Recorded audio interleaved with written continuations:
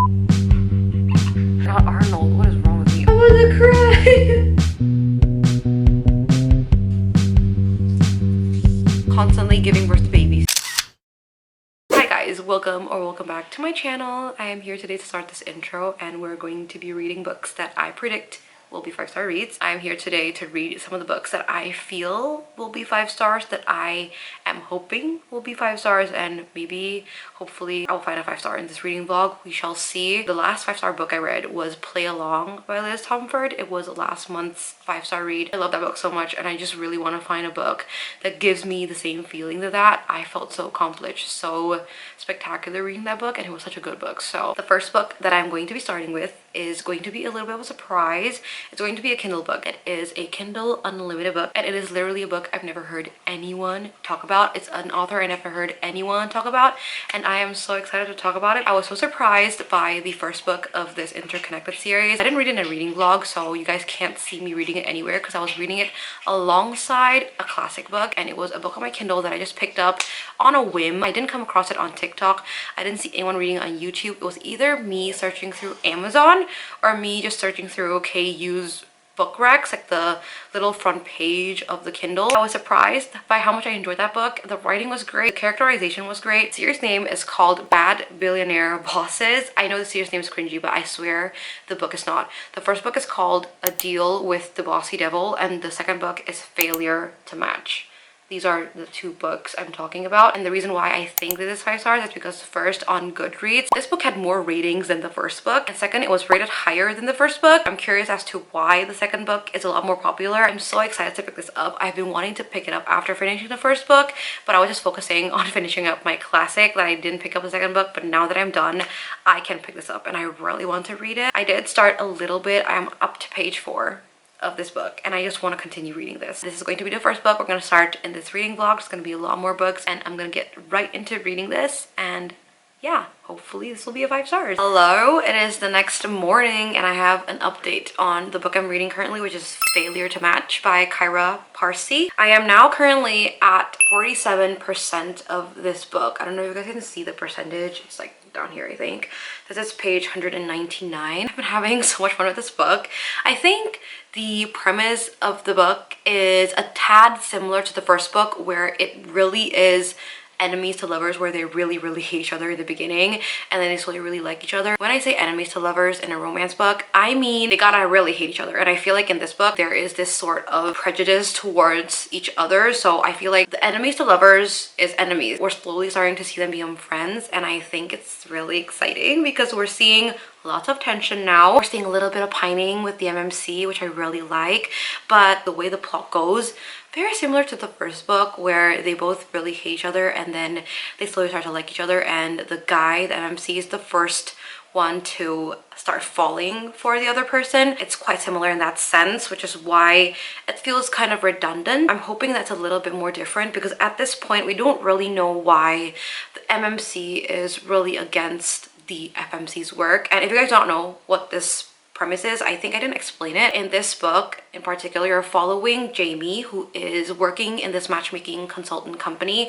and she's a junior consultant currently working with a client called Jackson Sinclair, who is a very rich billionaire. Jackson is making it difficult to find his perfect match. He's only blackmailed by his aunt to join this matchmaking company anyway. Jamie then causes an intervention where basically she is to live with this guy for 30 days in order to figure out how to fix his dating life, become his dating coach. And so right now Jamie is living with Jackson. The enemies to lovers is that Jamie really hates Jackson because he has literally made her life a living hell for 8 months, being difficult to match with all of these eligible bachelorettes. So I think that it's really fun to see the banter and the tension. The banter in these books are amazing. Also, these characters, they're hilarious. I love the FMC for the way she stood up against her boss in the beginning of this book. I feel like in a lot of romance books, the FMCs are just quiet, letting things happen to her, but Jamie was really strong and she didn't allow Vivian, who is her boss, take advantage of her. So I really like that. And also, I know the boss's name is the same as my name. I'm not mean, I swear to God. But yeah, I am gonna continue reading this. I'm hoping to get it done today, but I'm gonna continue on. I need to go and work first, and after that I will give you guys more updates, but hopefully I'll be done with this book by then.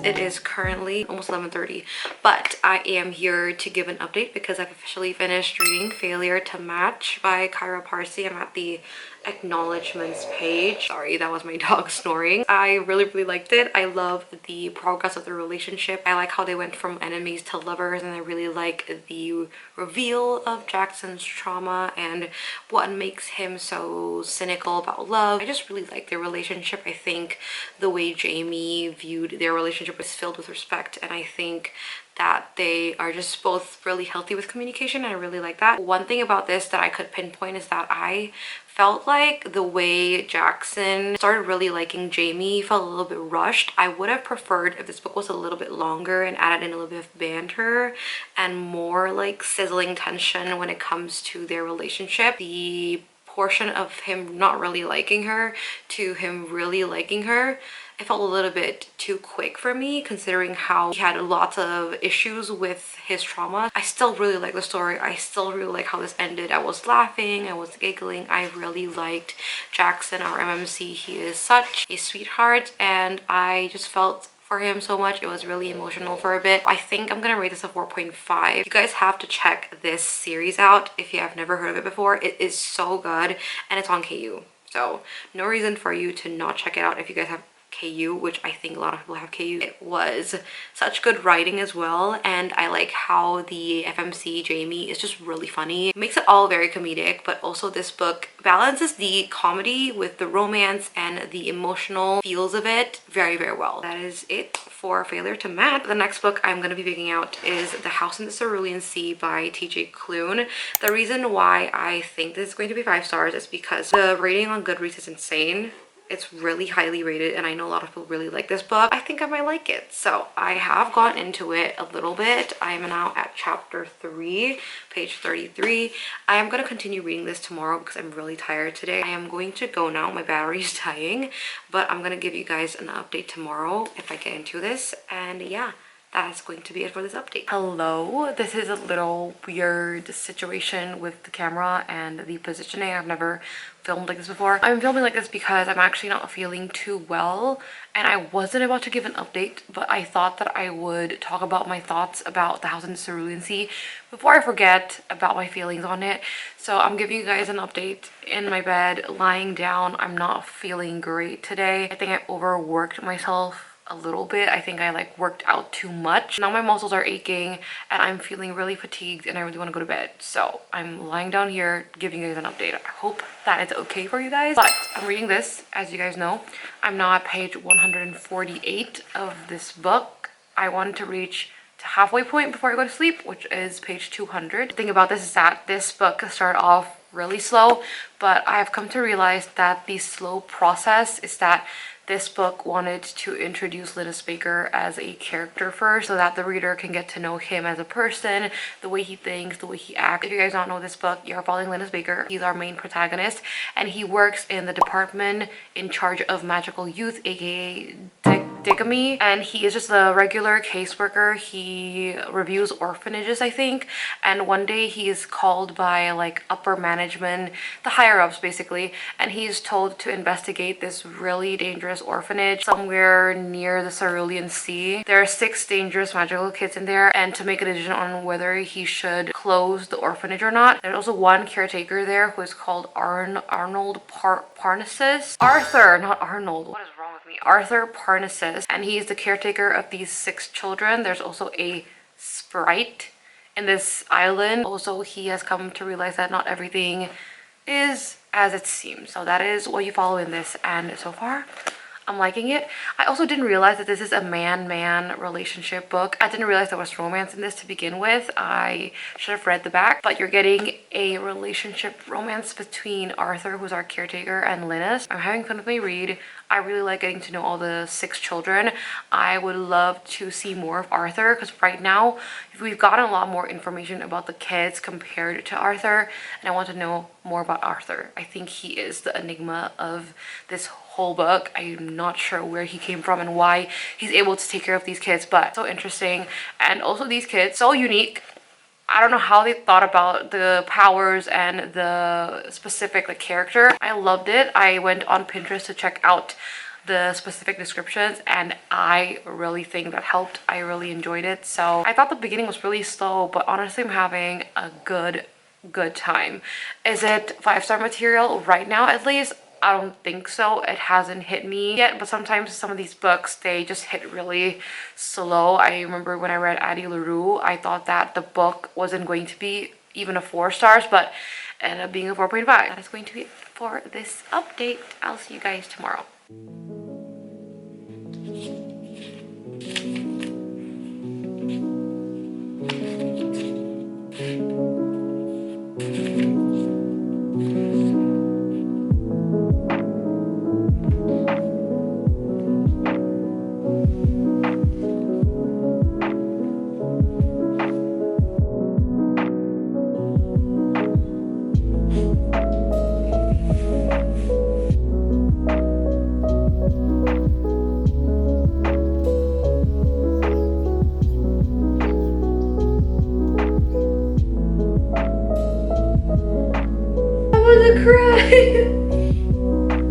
Just want to say that there's like this little air of mystery around Arthur, the caretaker's backstory. I have a feeling I know what it is. I can like slightly guess it. I'm gonna say it right now. I'm gonna bleep that. It is a spoiler obviously, but I'm loving this so much, you guys. It's so good. And he just took my place.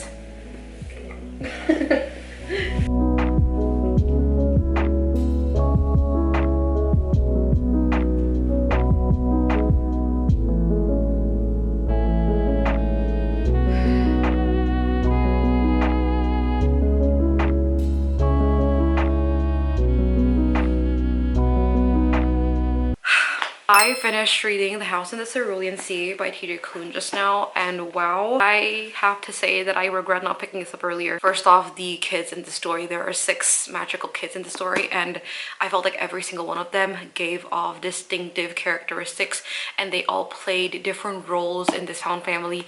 I absolutely loved every single one of them, and I think their different personality traits really teaches you different life lessons in this book, because I feel like this story really gave so much morals, especially when it comes to morality, to segregation, prejudice, hatred, change being bad, failure being looked down upon. I think there are just so many things about this book that I can say has taught me so many wonderful lessons. I dog-eared the pages because I didn't have tabs ready, but I didn't really want to like take time to take out my pens, take out my tabs.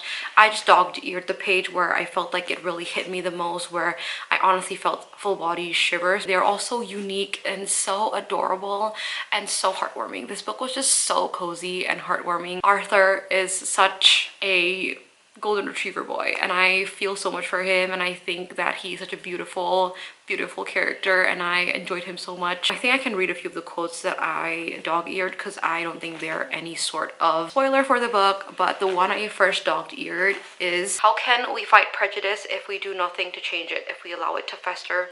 What's the point? Hate is loud, but I think you'll learn it's because it's only a few people shouting, desperate to be heard.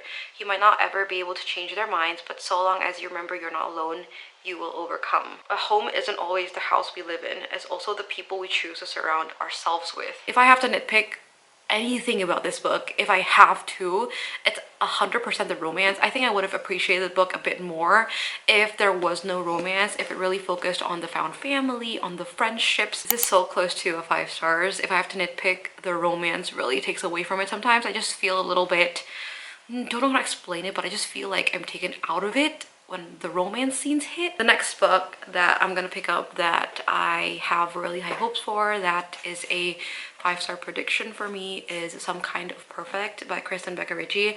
I was a little bit hesitant about picking this book up just because it's a huge chonker. I think it's like more than 700 pages, which those are a lot of pages, you guys. This is its 10th book in the Addicted series. The reason why I predict this is 5 stars is because I have rated so many of those books 5 stars. Long Way Down, which is the book previous to this one, was a 5-star read for me. I cried a lot reading that book, and I think because I'm so in tune with the characters of the story and I'm already feeling emotionally attached to them, I feel a lot more emotional reading the book, and I think that because of that, I'm enjoying the book a lot more because I love the characters. But honestly, I'm not really too sure. Sometimes with these books, I think it's a 5-star and it doesn't become a 5-star. And when I think it's not a 5-star, it became a 5-star. Let's get into Some Kind of Perfect by Kristen Becca-Ritchie.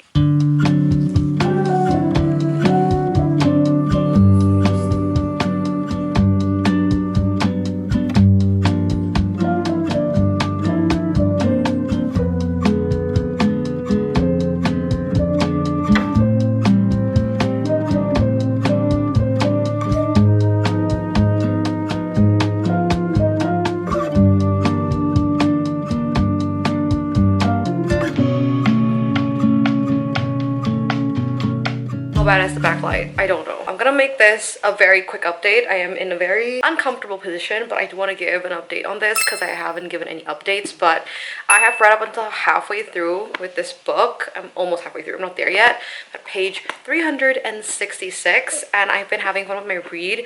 I think that if you are not a fan of this book or these characters, this will not entice you at all because this is literally a very long epilogue novel. Nothing is happening with this. There's just lots of fun stuff with the characters, such as them popping babies and them figuring out their love for each other once again, all of those things. I'm not having like the best time just because it doesn't feel like just any plot, which makes sense, but for such a thick book, I expected a little bit of plot. Like a little bit, but it feels like there's none. So yeah, that is where I'm at with this. I'm gonna continue on reading today because my weekends are going to be jam-packed, so I'm hoping to get through a lot today. Hopefully I'll be able to read at least another 200 pages. Yeah, I'm going to go now. I need to bring my dog on a walk, so I'll give you guys more updates as we go. Right now, halfway through, having fun with my read.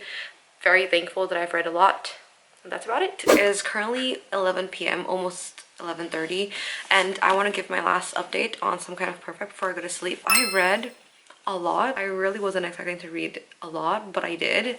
So now, as you guys can tell, I've read this much. I'm now at chapter 52. This is page 610, I think. Yeah, 610. I'm now at the section where it says 2027. Yeah, I've gotten to know all the kids. All the kids are born. There's lots of giving birth in the middle of the story, and I was honestly not really big fan of it just because it didn't have that much plot and it was just them constantly giving birth to babies. Yeah, it didn't really feel that substantial. And now I have less than 150 pages to the end of this book, which I'm hoping to get done tomorrow morning. I do really like the story. I think I ugly sobbed a little bit. There was this one scene with Lily and Lo. Don't know how to not spoil it, but Lily was stuck in an elevator.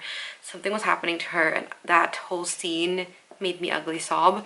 But other than that, I really feel like this book, just because it didn't have a plot, I don't feel super invested in it. I'll see you guys tomorrow with more updates, hopefully with good ones. Hi guys, first of all, I want to say I am sorry for looking like a train wreck. I am currently editing this vlog when I realized I never ended the vlog. So I'm popping in here to quickly end this. I realized I didn't talk about Some Kind of Perfect. I forgot to give my last update on this book, and I didn't close this vlog off. I am here today to talk about it. Anyway, with this book, I ended up giving Some Kind of Perfect a 4-star rating because everything I said about this book before this clip all stands true. Overall, I love the characters. I love the series. I think it's a great ending to a whole series, but no plot, just vibes. For me, it's just very difficult for me to rate, and so I ended up giving it 4 stars because I really do like the characters, but I think in terms of storyline, it's lacking a little bit when it comes to that. And I know it's an epilogue novel. I still feel like there needs to be some kind of plot, so a 4-star book. And as you guys saw from the other 2 books, I did give my final ratings on the screen. So that is going to be it for this reading vlog. I'm just going to end it here. Thank you so much for watching this video. I recently compiled all of my 5-star reads in this year, and currently we're in August, and I am surprised to say that I've only had 6 5-star reads. I only have 6. That is absurd. Hopefully I'll be able to find more 5-star reads. I know we didn't end up finding any in this video, but they're all really close to being 5, and they were all above a 4, which I'm very happy about. So regardless, I think this video is a success, and I had fun with this video. I had fun reading all of these books. So if you guys enjoyed watching this, don't forget to like and subscribe to my channel. It will mean a lot to me. And obviously, if you guys have read these books, let me know what you guys think about it in the comments down below, and I will see you guys in the next video. Bye.